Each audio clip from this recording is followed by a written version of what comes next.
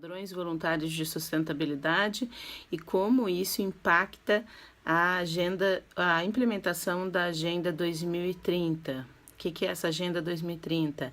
É uma declaração internacional assinada por todos os membros da ONU em 2015 que estabelece nortes, objetivos do desenvolvimento sustentável, paradigmas a serem seguidos até 2030 pelos países. Então, orientações das políticas públicas desses países na direção de um meio ambiente mais socioambientalmente responsável, né?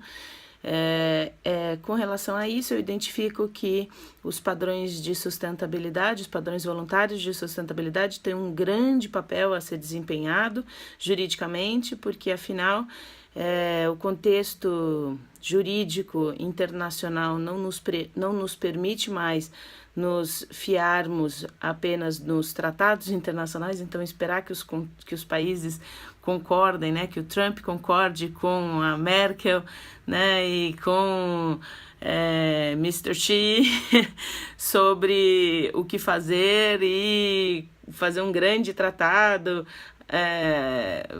com comando e controle. Olha, se a China não cumprir, os Estados Unidos faz alguma outra coisa. Isso é praticamente impossível, né, diante do contexto atual. Pelo contrário, o que tem sido avançado tem sido conseguido justamente com governança, ou seja, com articulações entre diversas partes interessadas, não necessariamente os países, não necessariamente o corpo diplomático de um país representando o governo federal, mas sim entre cidades, entre estados, entre províncias, né?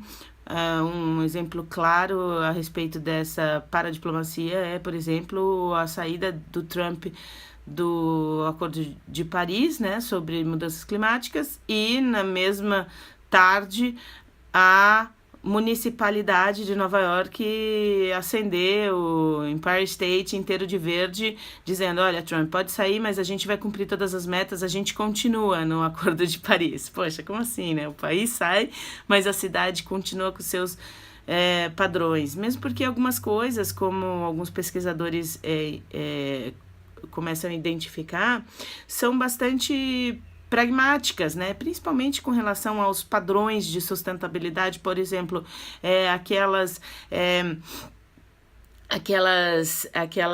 cores nos eletrônicos, né? Olha, esse eletrônico gasta menos, porque ele é mais ecoeficiente, né? Então ele é A, ele não é B, né? Ele é verdinho, ele não é laranjinha, nem vermelhinho. Aquilo já é uma ferramenta prática, né, que é transdisciplinar, não necessariamente jurídica, não é uma regra, né, tem sim uma orientação, né, jurídica, tal, com relação, mas pouca coisa, né, e é muito mais a respeito de as empresas se adequarem e optarem por implementar aquele tipo de selo de qualidade e orientar, servir inclusive de orientação a compras sustentáveis. Então o consumidor quer comprar uma coisa mais sustentável, ele ser orientado para isso. E os padrões voluntários de sustentabilidade servem para essa função. Também tem uma necessidade de se prestar atenção com relação ao direito econômico, principalmente ao concorrencial, porque afinal os países ou as grandes empresas de um determinado país podem estar utilizando os padrões voluntários de sustentabilidade, na verdade, para bloquear concorrentes, né? Olha, eu não gosto daquele tipo de empresa, então eu falo que porque ele não tem um determinado selo, um determinado certificado, eu não compro mais dele. Então, isso em escala